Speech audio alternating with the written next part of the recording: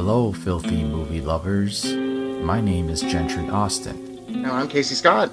And we're the hosts of the Sin Syndicate, film podcast for something weirdos, anti-criterion bros, and Joseph Sarno aficionados. Join us semi-weekly as we peer into the adults-only theaters and sticky-floored cinemas of the golden age of sexploitation, when the morals were loose, the laws were murky, and the intercourse was all simulated. Find us now on the Someone's Favorite Productions podcast network.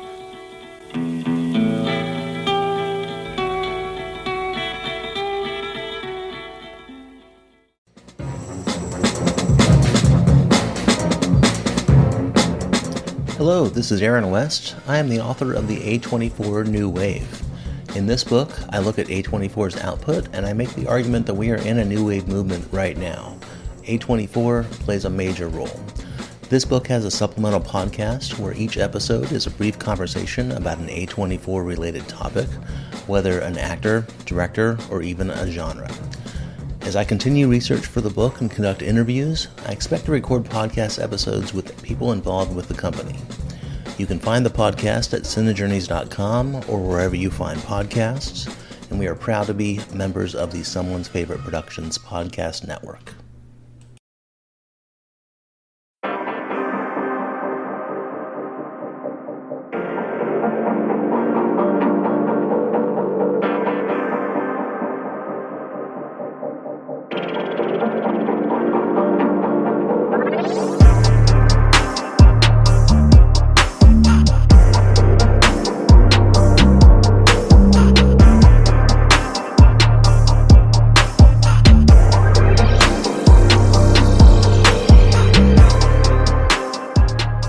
And welcome to the Kulturecast. I'm Chris Stachiw, and I am joined by one of my best friends and the host of You've Never Seen, a great little YouTube series about films that, well, I've seen them, so he doesn't know what he's talking about, Father Malone. Hey there, how are you? Yes, and you know what? Within minutes of posting my latest video, I received not one, but two, yeah, I've seen this, comments. Thanks for the view, asshole. Yeah, exactly. So we are continuing Body Horror July with a look at Larry Cohen's The Stuff. Warning. We interrupt this presentation with the following urgent message regarding The Stuff. If you see it in stores, call the police. If you have it in your home, don't touch it. Get out. The Stuff is a product of nature, a deadly living organism. It is addictive and destructive. It can overcome your mind and take over your body. And nothing can stop it.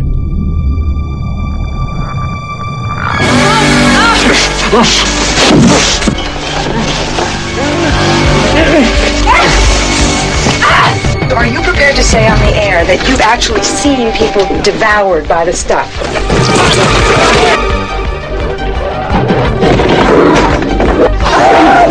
Tonight, America is in grave danger. It's gonna kill you! It's gonna kill you all!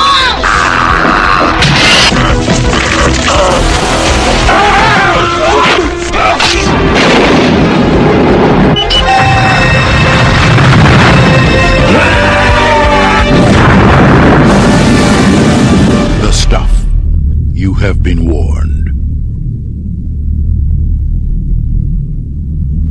So the film is directed by Larry Cohen, written by Larry Cohen. It stars Michael Moriarty, Andrea Marcovici, Garrett Morris, and the always fantastic, always stoic, somehow I almost didn't recognize him to begin with, Mr. Paul Sorvino. Ah, Paul Sorvino. It's fantastic. And the film is about a delicious, mysterious goo that comes out from the center of the earth and turns people into zombies. It is a satirical film at its core. I think that reading some interviews with Larry Cohen, that's why he said the film was not as successful as it might have been otherwise due to the marketing. However, Father Malone, I am curious, what did you think of rewatching the stuff? Because I'm assuming you've seen it before. I saw it in the theater as a kid, actually. And I loved it as a kid. I still like it now. I think there's a lot to recommend the film. Rewatching it with a bit of a more critical eye, I would agree 100% with Mr. Cohen that if you're making a satirical horror movie, you have to make it a horror movie first. And I don't think he approached it that way. He made it more a satire of corporate culture and consumerism and the sort of unbridled lust for food we know is going to kill us, but we can't stop eating anyway. And that's all good and great, but you can make a consumerist horror movie and still make it scary, because Romero had done that just a few years beforehand when he made Dawn of the Dead. So overall, I like the movie. I think the performances are really good throughout, and I liked I like some of the effects, even as handmade and as sort of corny as they could be at times. I did like it. I do think it suffers not only from the sort of leaning in toward the satirical portion of it, but he makes lots of weird left turns throughout the entire film that sort of come out of nowhere. So I don't know. I mean, it's kind of typical of Larry Cohen, so I can't really fault him all that much. Nevertheless, it could have been a really great movie, and it comes off as pretty good. So this was the first time I'd ever seen it. This came as a suggestion from another one of my really good friends, Jess Byard, who's been on here a couple times now, and it's fun. It's interesting. It's like you said, the performances are pretty good. Michael Moriarty is a good leading man. He carries the film really well. There seems to be, and again, having done the prerequisite amount of research necessary to do a podcast the right way, there was stuff that was cut from the film, and it sure feels like it. Actually, it really feels like it. And yeah, it's my understanding like a half an hour is missing from this movie, and it feels like it because it almost seems like the characters are teleporting around, especially in the later half of the film, where the film essentially wraps up in the span of like 10 minutes. So, which is unfortunate because you don't get enough of Paul Sorvino's character and you don't get enough of kind of the wrap up of the film. But other than that, I think it's a fairly interesting film. It is, if it's going to be satire, a horror satire, it needs to be horror first, and it's just not very horror, like, at all. Yeah, I mean, some of the stuff is pretty horrific, but you never really feel like the characters are all in that much danger, and that could have been a solution right there if he had introduced more characters early on and then having them kind of become part of these stuffies. Awful word. What a dumb name. Yeah, man, just really bad. And it's a weird opening scene, just with this like old man at a quarry, just seeing this white ooze bubbling up from the earth and immediately tasting it. That was. I almost wish the movie had just begun with the stuff on sale and nobody sort of questioning what it is, just gobbling it down. Like I think it would have been a better reveal. I think that was actually a wrong move on his part, showing us where it came from. It would have been a better reveal, right? Yeah. Like they come into the quarry and you see this like giant bubbling pit of white goop, and I think that would have been a better reveal for where the stuff came from. Absolutely, because we want to find things out with our lead characters. Well, and also you want to. I just have a hard time believing that there's just some guy dipping his finger into this goop on the ground and being like, "Oh, this tastes good." Like, the fuck does this? Like, what the fuck is going on all of a sudden? Super unusual. Right. But again, I mean, look, here's the thing, and I'm not going to mince any words. This is the first Larry Cohen film I've ever seen. So... Oh, my... I am not familiar with him as much as I probably should be. I have seen films that he has written, like the American cinema classic Cellular, which he did the story for, which I actually like Cellular. I think it's actually a pretty fun movie. But in regards to films... I like that movie a lot. Yeah, it's fun, and Colin Farrell is really good in it. But no, that's not Cellular. That's Phone Booth. Isn't that the same thing? No, he wrote both. He wrote both, yeah. Actually, Cellular is with Chris Evans and Kim Basinger. And Statham. Jay Statham. Yeah, Jason Statham as the villain. Jason Statham as they might even say. Yeah, that's right. So I always get those two confused, but guess what? For me, I've seen them both, and Larry Cohen actually wrote both of them. So he did. So I actually am right and wrong somehow at the same time. So that's fun. One of those weird coincidences. Yeah. You won't see the engineer that slams the Nissan Rogue's door 13,920 times. Or the corrosive chamber that simulates 15 years of life in 5 months. Or the Rogue heat-baked for over 300 combined hours. What you will see is a vehicle that can take punch after punch and keep rolling. Nissan, #1 in new vehicle quality among mainstream brands by J.D. Power. We put it through the worst, so you get its best. For J.D. Power 2025 U.S. Initial Quality Study Award information, visit jdpower.com/awards. Awards based on 2025 model year. Newer models may be shown. Have you ever wanted to dive deeper into the horror movies you love? Beyond the Blood is a horror podcast for fans who want more than just surface-level screams. We do deep dives into the movies that shaped us, digging into director commentaries, behind-the-scenes stories, deleted scenes, and the special features that most people skip. Each episode is a love letter to the genre. We break down how these films were made, the creative risks that paid off or didn't, and the lasting impact they've had on the genre as a whole. From 70s slashers to modern nightmares, we celebrate the craft, chaos, and characters that keep us coming back.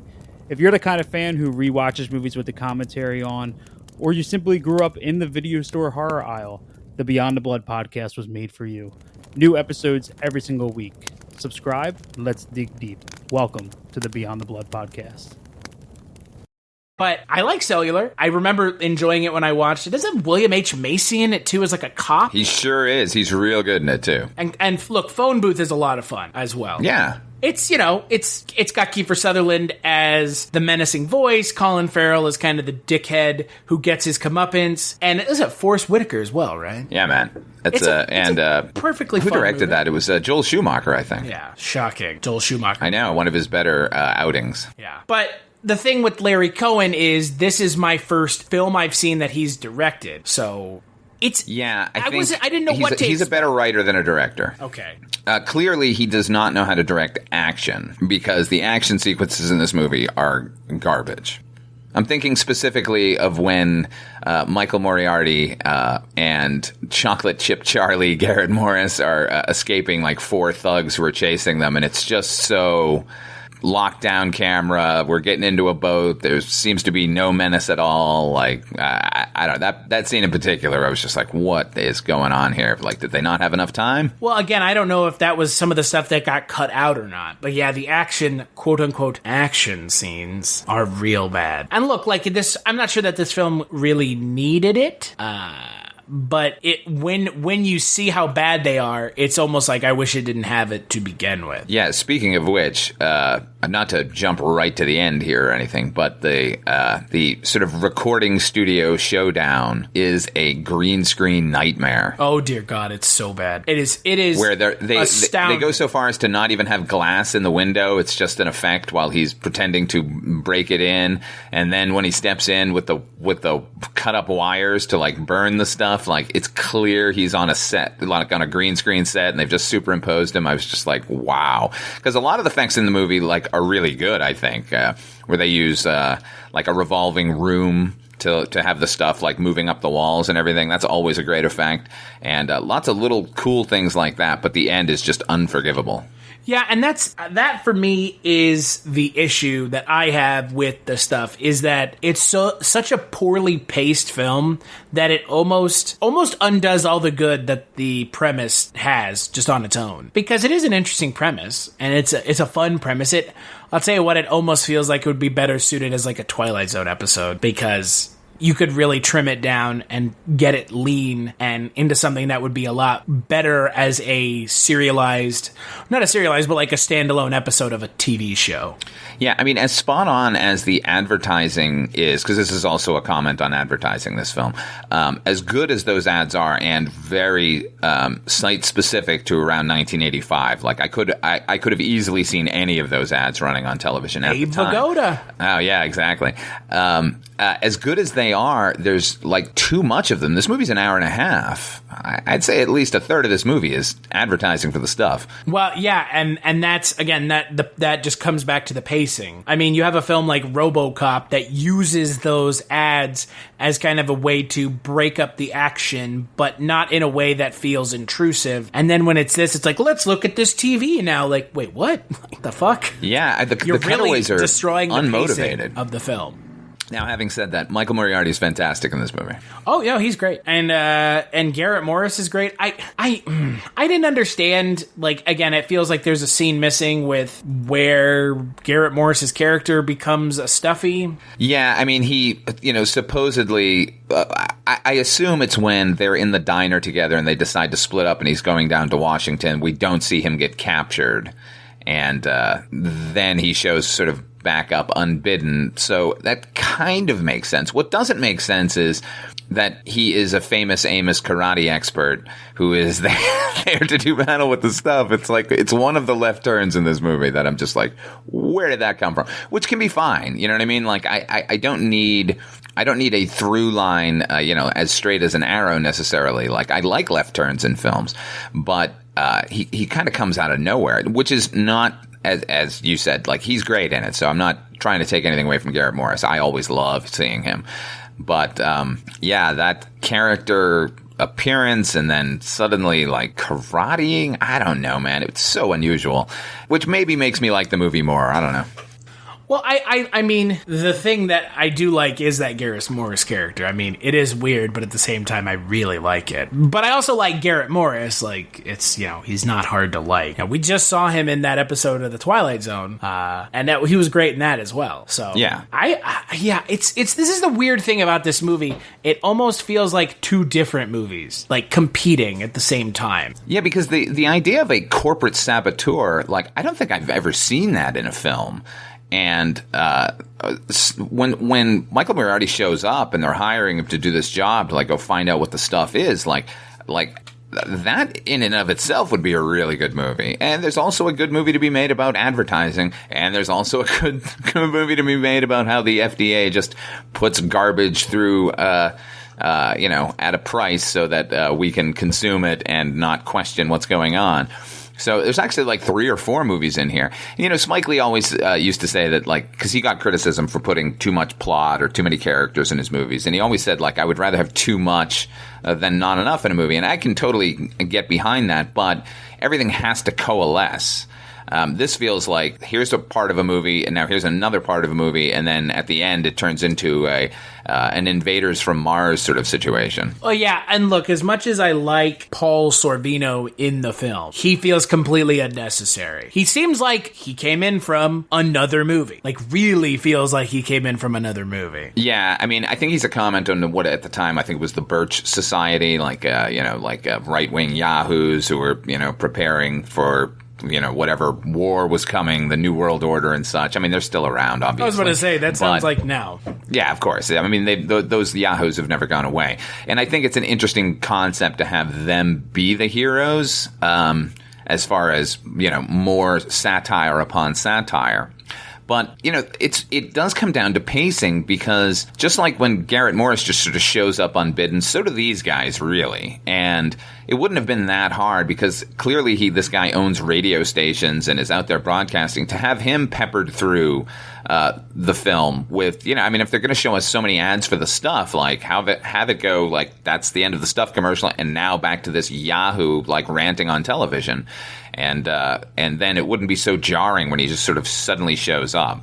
Yeah, I honestly think that you're onto something. That would have been a better way of doing this, right? I think so. I mean, it's fine to have characters who just sort of show up in the final act. That's fine, but we have to have some sort of basis for their being there. Right. And particularly when it's a comment on media in general, and the guy uses the media, like, just throw him in early. Like, kind of unusual that it doesn't. Well, and look, here's the thing, and I think that this is something that's maybe more common with some of these 80s body horror films, is they seem to be especially with something like Street Trash, Society, the stuff, it seems like it's a thinly assembled plot around a couple cool effects. And this film definitely feels like it. Street Trash really feels like it.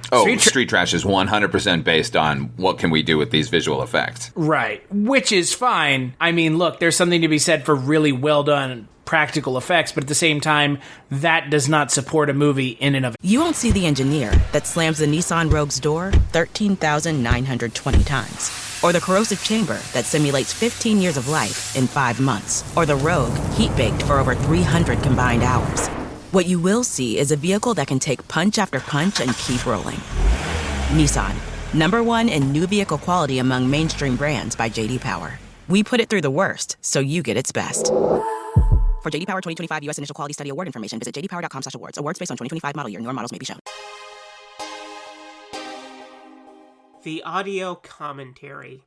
It's a dying art form, but here at One Track Mind, I, your wonky yet affable host Ryan Luis Rodriguez, analyze film through the prism of these embryonic forms of podcasting, one audio commentary at a time. Masterpieces, crapster pieces, live action, animation, cult classics, films literally no one has ever heard of.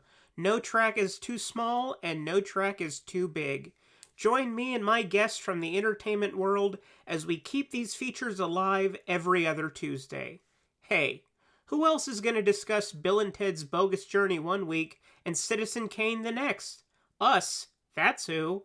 Sure, you have to put up with my voice, but there's a certain give and take in this industry. That's One Track Mind, part of the Someone's Favorite Productions family, and available wherever you get your podcasts.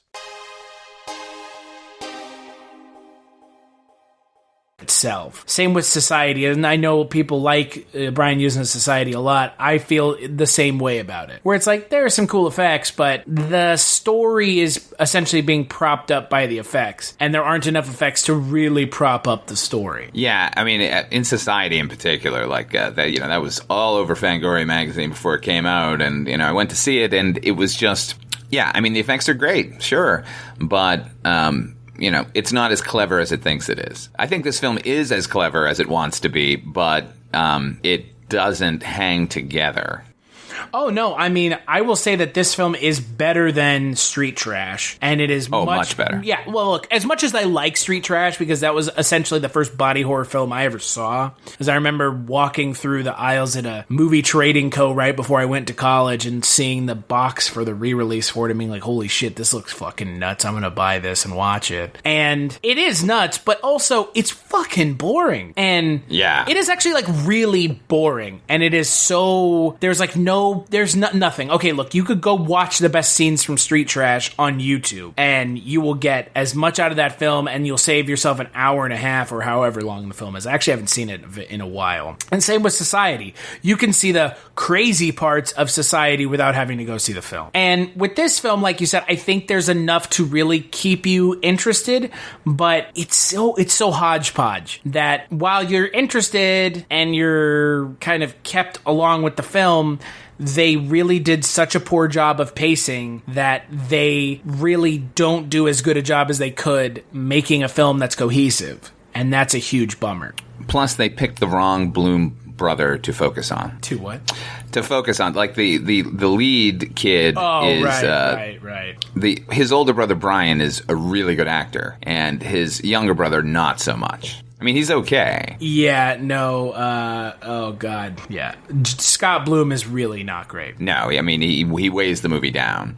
Well, yeah, that's the other thing about this movie that's really weird is there's like it's like a subplot with the kid who just happens to see the stuff moving. Yeah, and if the stuff is constantly like this is going to get into like sci-fi, like suspension of disbelief kind of things, like.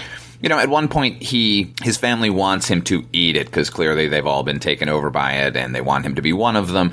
So he goes up to the bathroom and dumps it into the toilet and then fills the cup with shaving foam so he can pretend that he's eating it. But when he dumps the stuff into the toilet, the stuff immediately comes to life to like try and save its own skin.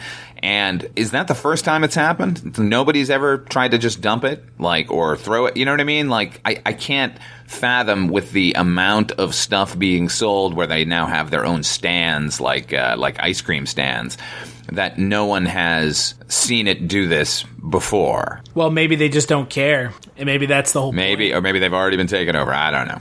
But it just seems a little happenstance, a little convenient that it's just this one kid. And I guess we're led to believe that if you eat it once, you become taken over?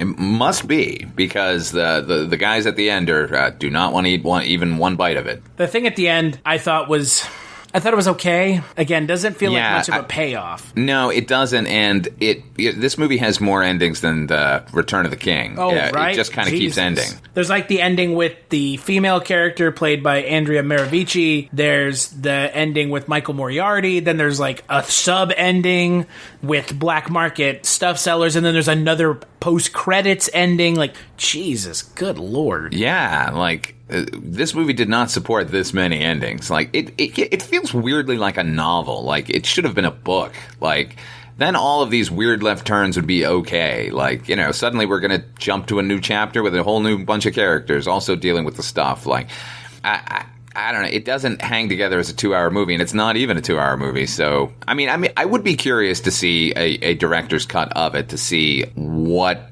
got cut out of it, but... my fear is that it's more characterization and more satire and less stuff. Like, I mean, he himself said... less stuff, you know, huh? Yeah. New World, wanted it to be more of a straight-ahead horror movie, and that's what they tried to cut it into. And if that's what they did, and it's still not a horror movie, then I can only imagine adding another half hour of corporate intrigue was not going to aid the film in any way. Well, and the other thing is if you look at, there's 2 releases of the film you can watch. There's the 87-minute initial box office release, and then there's a 93-minute Blu-ray. So I don't think you're ever going to get the 30 extra minutes. But I do think you're right. I think it's probably just unnecessary character stuff that ends up going nowhere. And if it's more stuff with Scott Bloom, I have no interest. Yeah, I'm good without it. But again, it does kind of check some of the boxes for me for this month. It has body horror. It's not entirely without merit. No, I you know what? I'm not going to not recommend the movie. It has a good look. I liked it then. I like it now. Good. I think it's an interesting little film. Like, it is a hodgepodge of a bunch of different genres, and that's fine. There are worse ways to spend 90 minutes than watching this stuff. A lot of the movie is a lot of fun, and I do think there is a lot to recommend it. Maybe not the heroic music. Good Lord. Well, yeah, no. Dun, dun, dun, dun, dun, dun, dun. It was just like, oh, stop that. But overall, like, I think it's worthy. I think it's not his best film. That's probably It's Alive. That's a little more succinct with the horror and then the commentary sort of layered underneath it. This seems like there's no subtext in this movie. It's all text, and that's a problem. Which is weird because, he's been writing since the early 60s, like, on television for, more than a decade. He created the show Branded, wrote the bulk of the series, dude. Bulk of the series. Well, and with this film, it has everything I was hoping it would have. But like you said, I think you're probably right when it comes to he's a better writer than director. Definitely. I think there were probably a dozen filmmakers out there at the time who could have taken the material and shaped it a little bit more. And even if they didn't change what was on the page, then they would have made the sequences much more horrific. And that's ultimately what's lacking in the movie. For a horror movie, you got to be scary first. It's too jokey. Like, even the death scenes are a little jokey for me. Yeah, they're played way too much for laughs. Yeah, I agree. And, and he was coming at it from a comedy perspective, but, that's not the fault of anyone but his. Well, and even when something like Garrett Morris's head is, essentially opening up and the stuff is flying out of his mouth, that should be really played up for how awful it is, because it is awful. Yeah. It's really gross. I said before, I really like the effect when they're in the motel room and they've lit the stuff on fire, and it's like running up the walls. Like, I think that's a beautiful shot, but they like repeat it like 20 times. It's clear that they shot it from a dozen different angles, and they just keep showing us the different angles. It's not like anything new is happening in that room. Also, how flammable is the stuff? Now, like, let's put aside for 1 second the idea that nobody has thrown it in a toilet or tried to flush it down a sink. Like, nobody has like dropped a cigarette on this stuff. Like, it is very combustible. But it tastes good. Tastes delicious. Well, as long as it tastes good. I mean, ultimately, that's his point. Like, he's saying that, Americans in particular, like, we know this shit is bad for us, whatever we're eating. This is just the sort of ramped up version of that, where this is actually taking us over, but we don't care because it is so delicious. Because it is marshmallow fluff. And everybody knows that marshmallow fluff on peanut butter sandwiches is the best. Oof. Oof. No. Isn't that awful? And that's something that's awful. Just, it's mushy with mushy. And then, because that's all I could think of when I was watching the film is like, that's just marshmallow fluff that they're eating. Or something. Yeah, or like Cool Whip, like, imagine just eating a spoonful of Cool Whip over and over again. Like, maybe the first bite would be like, it's pretty good. And then after a little while, you'd be like, what the fuck? But maybe by the third bite, it's already in you. It's already taken you over with the magic of the stuff. I'll tell you what, again, the film looks nice. It's got definitely has that 85 feel to it. The design of the containers of the stuff is great. The look of stuff is great. I would say it's rather iconic. But yeah, it's just, there's so much good, and then, there's so much good, but then all of a sudden it just wants to, it feels like it's just doing its best to screw all the good things up. Yeah, I mean, he lets his message get in the way of a story well told, and that's like that's an ultimate sin, I think. Like, sitting down with a theme in mind is probably not the best way to write a script. The themes ought to come out of the story. Yeah, we get it. You're trying to make a comment on fucking Americans who are, slovenly turds that love to eat shit that they know is bad for them. They sit and scarf down Coca-Cola with full sugar and, put whipped cream on everything. I get it. But, like, that's not an interesting story. No. I don't know. It's an attempt at invasion of the body snatchers that is a little more interesting, I guess, than just spores from space. But I don't know. That movie or any of the remakes of that film are horrifying. Like, it ratchets the tension up like from beginning to end. This one just kind of, it shows all its cards at the very beginning, which is a bad idea, and then doesn't really like have anything closing in on our heroes necessarily. They never seem all that in much danger, and that's a problem. Yeah, I agree. I agree 100%. So what would you give the film out of 5? What would you give the stuff out of 5? I'll give it a 2.5, I'll say. Almost a 3. Nah, 2.5. 2.5 is good. It's a worthwhile watch. I don't think you're going to come away feeling insulted at all. And I think you can definitely get through it. It's, there's enough interesting stuff going on the screen, and it is fun ultimately. So, if the comparison is, if you put 3 movies in front of you and 2 of them are Society and Street Trash and the other one's The Stuff, watch The Stuff. Don't watch those others. Yeah, watch The Stuff because, again, you can watch the cool parts of Street Trash without having to watch the whole movie. And there are cool parts of Street Trash. I mean, there are. Absolutely. The toilet scene is gnarly. Oh, yeah, it's great. Yeah. But, at least in the in-between parts, as poorly paced as the film is, like, it's always good to be watching good actors doing their thing. And I don't think Michael Moriarty disappoints. I don't think most of the cast disappoints, except for the kid. Yeah, no, that is the other thing about this film that is great, is the performances are actually really good. So I walk away from this film with that in mind. But yeah, I give it like a 2.5. It's good, not great. If there's, like you said, if It's Alive is a better Larry Cohen film, I should probably check that one out. Yeah, and you know what? I think a lot of times we all forget, like, it's fine to be a middling film. Like, it doesn't have to be the best or the worst. Like, this is a good way to pass the time. Your life isn't going to end or begin because of this film, but at the same time, it's a pleasant enough diversion. I agree 100%. It's a nice way to spend an hour and 25 minutes, but you're not going to get much out of it. So let's take a break and we'll play a preview for the next Kulturecast.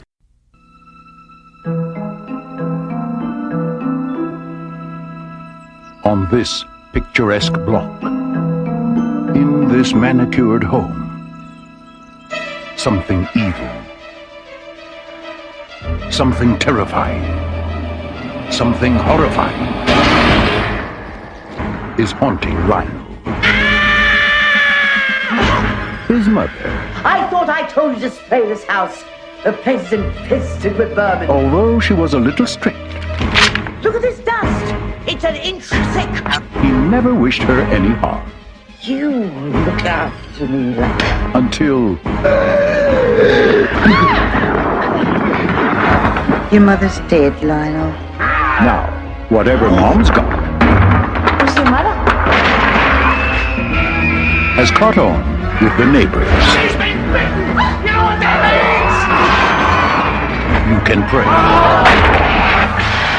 I kick ass for the law!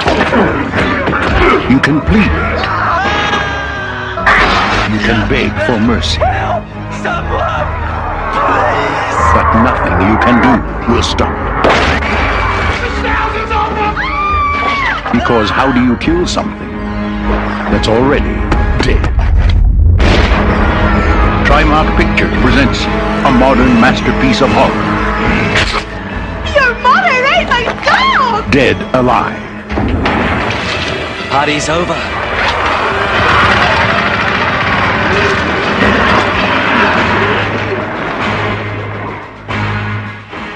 That's right. On the next Kulturecast, we are going to be talking about one of Peter Jackson's finest films. No, I'm not talking about a film that you actually somehow managed to already mention, Mike. We are not talking about Return of the King. We are talking about Brain Dead, otherwise known as Dead Alive. Otherwise known as, God, I wish Peter Jackson still made films like this. Until then, where can people find you, Father Malone?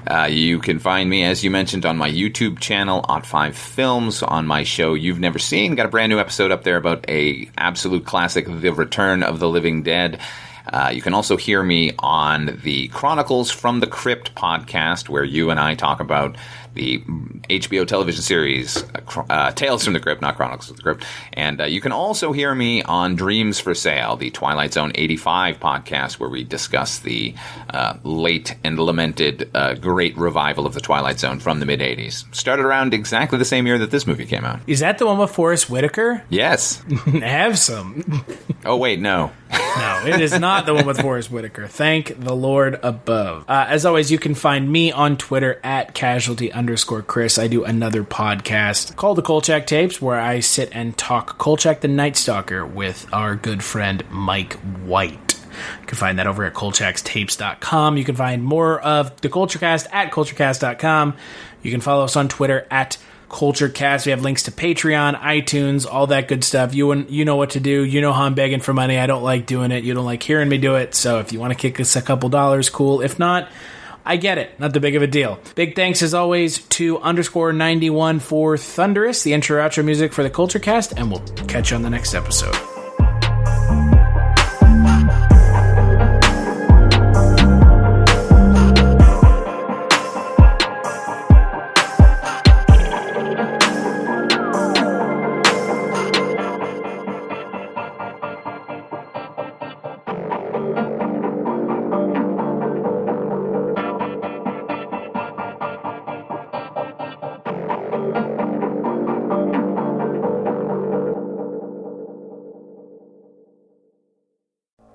If you're looking for more horror outside of the mainstream, look no further than Unsung Horrors, a podcast about underseen horror movies. I'm Lance. And I'm Erica. Every other week, we'll cover a horror movie with fewer than 1,000 views on Letterboxd. We'll even give you double feature recommendations to pair with the movies we discuss. From gothic to shot on video, from slashers to comedies, from giallo to J-horror, we'll cover all the subgenres. So join us as we unearth these hidden gems of horror. Follow us on Instagram, Twitter, and Facebook, all at Unsung Horrors, available wherever you listen to podcasts. And part of the Someone's Favorite Productions podcast network.